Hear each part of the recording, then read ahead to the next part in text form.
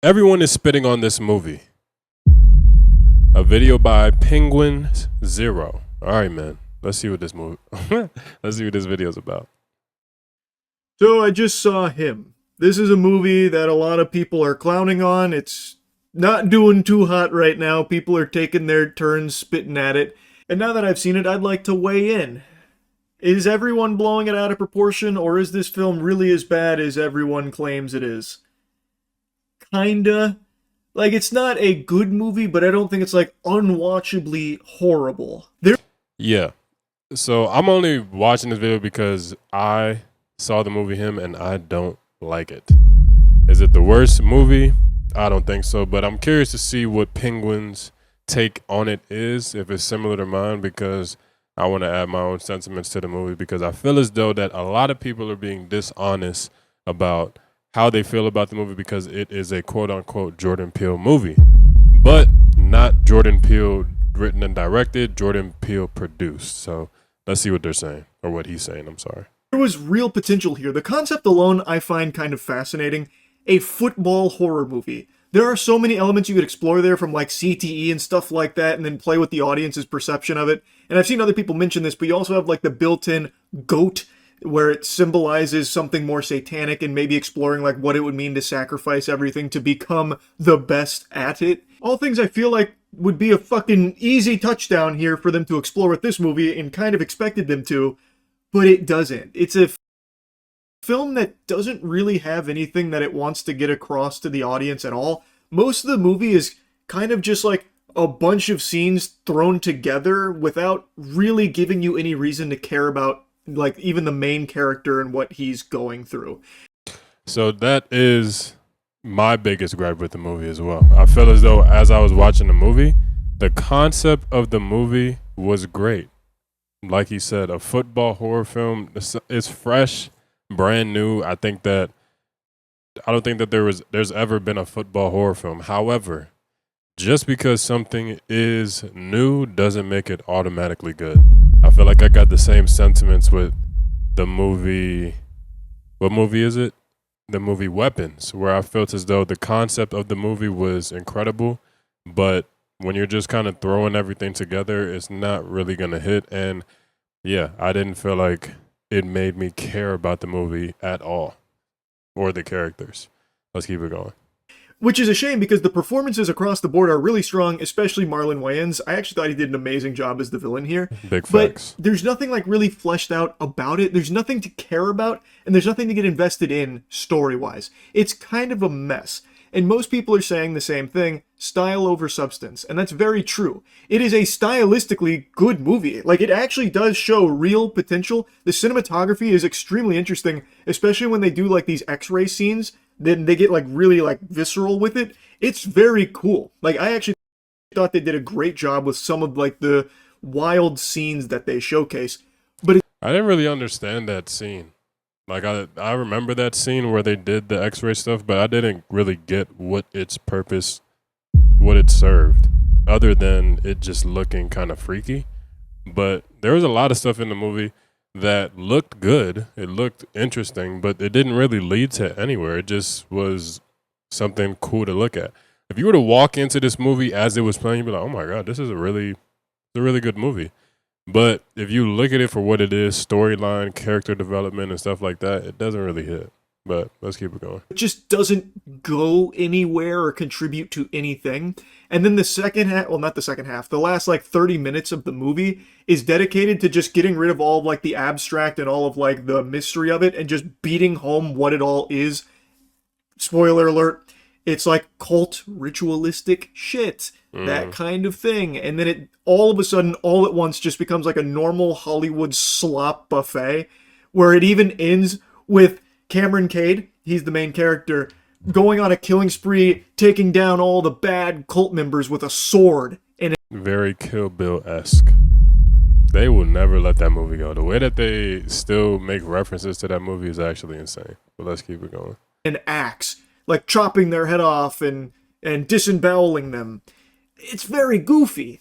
And it like completely betrays everything else the movie like seemed to want to be, like very artsy and very interesting, like aesthetically. But again, like it just feels like this film didn't even know what it wanted to do with this concept. And it is a good concept, just poorly utilized. Also, I think a lot of people are extremely misled with this film. I've seen a lot of buzz about how Jordan Peele fell off. Man, is he washed? Because the marketing for him has Jordan Peele's name all over it. Like, if you didn't know any better and you were just going off the trailers, you would think Jordan Peele personally made this film with his own two hands and his own blood, sweat, and tears, start to finish, and no one else even worked on it. What? His name is plastered all over this film for their marketing push. And that was my biggest gripe with the movie, because I've told my friend, she's a Jordan Peele fan, and I told her, like, how do you feel about him being plastered all over the movie, or as the produced by Jordan Peele? And she just said it is marketing, which I guess it is smart, but it seems the movie turning out how it did, and then also Jordan Peele being the face of the movie, it almost felt like a cash grab, because when you look at it, it says Jordan Peele produced. Now, when you see Jordan Peele's name attached to something, you're thinking, oh my God, like this is going to be so good. And if we were to look at it from a visual standpoint, yeah, it was a good movie objectively. However, the storyline, the character development, it just felt not good. And I never really got with the whole marketing it as if it were a Jordan Peele film, unless they knew the movie was bad and was like, you know, people are going to come out because my name is on it, which rightfully so they did. And I don't think the budget was relatively high in comparison to other movies, so I know that he recouped it. It didn't feel like it was money lost. It just felt like what was the phrase that I used? I think I used a win, no harm, no foul sort of thing, where if it's good, great, but if it's not, it wasn't written or directed by Jordan Peele, so there really isn't any sort of loss here, because they more than likely profited. And then Jordan Peele, they don't really got to attach this to his legacy, because he could just say, oh, I just produced it, I did it. But at the same time, even if you are the producer of the movie, you knew that this movie was bad, bro. That's kind of crazy, but let's go. But he didn't direct this movie. He is a producer of it. He had, from what I understand, no hand in the actual making of this film. He was a producer. So this is not a Jordan Peele film, but because his name is like attached to it, they decided to go hog wild with that as like its main marketing hook. It's pretty shameful. It's very misleading. So a lot of people, I think, probably expected this to be a Jordan Peele movie, but it's not at all. Anyway, though, to lay like the foundation of what the film is even really about, Cameron Cade is the next up-and-coming great, and there is a football player named Isaiah White, played by Marlon Wayans, who is the undisputed GOAT. He is the best to ever play the game. He is football, damn it. And he is on the verge of retiring, and everyone's looking to Cameron Cade to fill his shoes. He has all the makings of being the next great. But he gets attacked and gets a very severe concussion that then ruins his chances of making it to the league because he has to skip the combine. And Isaiah White decides to kind of mentor him, let him suckle from his bosom of greatness to try and, spruce him up, get him back on his feet to recover from this injury so he can be the player that... Very weird choice of words there. Let's keep it going. That he should be, that everyone expects him to be. So he takes him into like his training camp, his boot camp, which is just hell. And it's real weird and wacky. And Isaiah, he's kind of all over the place. He's on edge. He's fucking going Insano style. And he's like being tortured almost in order to like bring out his greatness. And there's people that are getting, even killed going through all of this training. And you as the viewer are left wondering, well, what's it all mean? What's it all for? And the answer is crickets. Yeah, there's no real context to anything. You just see him go to this guy's house, who was played by Marlon Wayans, and you're watching it, and you're wondering, okay, what even is this? Like, what actually is this? Obviously, we are then informed that it's a cult and all this different type of BS. But bro, why should we care? Like, there was nothing to make me care even about even though Marlon Wayans did a great job. He did a phenomenal job acting as the villain. That was about it. There was no reason why I should care about this character other than the fact that it's played by Marlon Wayans. And the whole concept behind him going to this place in the middle of nowhere, training, and we're just on this ride with him essentially preparing himself for greatness, it would seem. Why should we care about any of this? I don't even know. I don't even fully understand the whole thing with people with the thing that would pop up from time to time. Like, there's certain demonic entities that kind of pop up in the main character. I don't know if, or Cameron's character, the light-skinned dude. There's a demonic figure that pops up that we don't really know why or how this thing came about. It just started popping up after his injury. No context, just something scary to put on the screen, and you're just kind of watching it like just confused. But yeah, let's keep it going. It's fucking, like, it doesn't go anywhere. At the last 30 minutes, they basically just tell you, oh, it turns out it's a cult, and they pass blood down from one generation of goat to the next. Like, even that didn't even tie anything together. It just tied to it tied to Marlon Wayans' character as to why he is the way that he is, kinda. But there were so many things that were left unexplained where you're just kind of watching like, okay, the movie's ending here? Like, why? You know? But let's keep it going. And this is their passing of the torch, but Isaiah doesn't want to give it up without a fight, so now they both have the blood of the goat in them, and one has to kill the other, and then sign the contract with the devil, basically, in order to be the next best football player. And it all happens like that. So they build up like this slow, abstract, like, adventure that never really says anything, and then at the end it just fucking vomits it all out at once. It's just kind of lame. They like, I just think they didn't know what they wanted to do here. It felt like the writers were concussed when they were coming up with this. Like, they had all of these ideas, but they didn't know how to make them work together. And at times it feels like they didn't even know what kind of movie they were making in the first place. Like, it wants to be really artsy and even abstract pretty often, yet it doesn't commit to that at all. Like, it felt like I was watching Euphoria, like season 2 of Euphoria, and also Weapons. Like, if they told me that Sam Levinson had he had a hand in writing this movie, I'd be like, oh, this makes a lot of sense.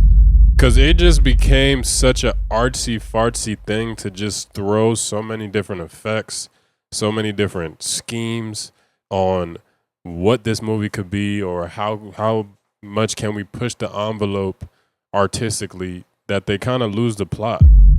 And as the viewer, you're watching like, oh my God, there's so much going on. But it's almost like it's all smoke and mirrors, because there's so much going on, but in reality, there's nothing going on. So, you know, let's keep it going. Completely gets rid of that by the end anyway, and even when they were in their, like, artsy-fartsy, you know, pinky-up mode, it still wasn't saying anything. It wasn't even delivering a message. It was just feeding you chaotic scenes with, like, a wacky score, like a wacky background music and noise making to make it feel eerie and deep.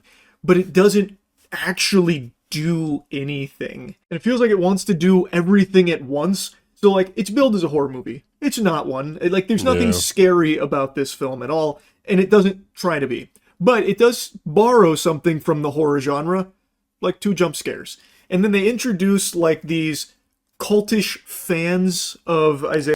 I'd take it more like a thriller drama than a horror movie, because there wasn't really horrific about it. I mean, there were some things that were kind of gory, but nothing scary. I did not leave that movie theater like, man, I need to sleep with the lights on. And for people going on the internet and making it seem like this movie is super duper scary, fuck you guys. I don't know if Jordan Peele or whoever the creators of the movie are paying y'all to say this shit, but bro, be honest. Like, this shit just wasn't it, you know? And that's honestly why I wanted to give a take alongside of Penguins, because I feel as though that I'm not seeing a lot of people give honest feedback about this movie because it's quote unquote a Jordan Peele movie, but it's not. It's quite literally not. It is a Jordan Peele produced movie. That is it. So the people who are Jordan Peele fans and they're making it seem like this movie is the greatest thing ever because, oh my God, Jordan Peele does it again. And if you didn't like it, you just don't get it. It's like, bro, shut up. Quite literally. Let's keep it going though. White, who only have maybe 2 minutes of screen time, where one of them comes in and tries to hit Cameron with a rock, but then she gets choked out and then thrown against the wall. Again, the idea would probably be to play off of like how, you know, sports fans will sometimes worship their favorite player. And like there's potential there to explore in a film, but this is not the one that does it. It doesn't even like begin to. It just takes like the general idea of it and shows you like a brief snippet without ever like diving into it or giving any kind of like actual commentary on it or a resolution to it. It's just, it doesn't really feel like it knows what it wanted to do with this concept. Really, the worst part about my experience with him was the meal I ate going into it. I was really hungry beforehand and I had a little time to kill, so I got a tuna sandwich and mac and cheese. Yeesh. A diabolical combination that made an unholy concoction in my gut that had me struggling with bubble guts throughout the entire film.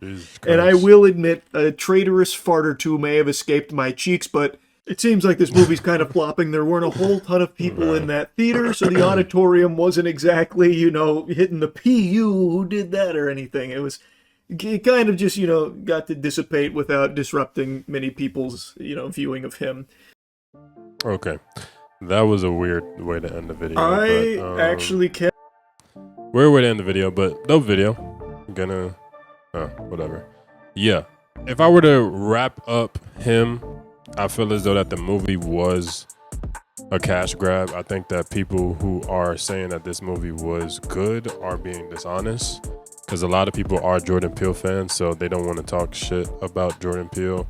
But it wasn't a movie that he directed or written, so I don't think that it's wrong to criticize this movie. But I also think that it's not wrong to criticize anybody's movie.